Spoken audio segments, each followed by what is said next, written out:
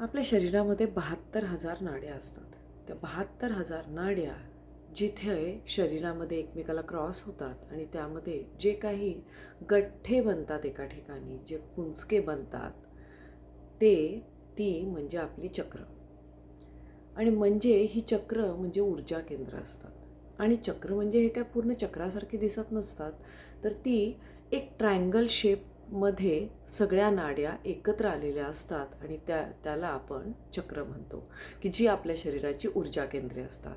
आणि ही ऊर्जा केंद्रे आपल्या वेगवेगळ्या स्थितीनुसार आपण लहानपणापासून जसे मोठे होतो, ज्या वातावरणात वाढतो, ज्या लोकांशी आपला संबंध येतो किंवा आपलं नेचर ज्याप्रमाणे होतं की आपण बाहेरच्या लोकांमध्ये वावरत असताना आपल्याला खूप लोकांच्या आपण खूप लोकांच्या संपर्कात येतो.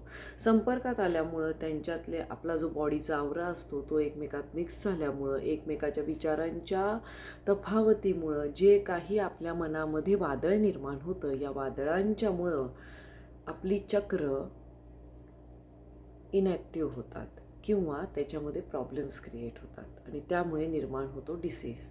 ज्याप्रमाणे आपण एखादं खूप सारं आपण जॉब करत असतो, जॉबमुळे आपल्याला खूप सारं टेन्शन येतं आणि ह्या टेन्शन्समुळं किंवा कधीकधी आपल्या बॉसशी आपलं पटत नसतं, कधीकधी आपल्या घरातल्यांबरोबरही काहीतरी सुरू असतं.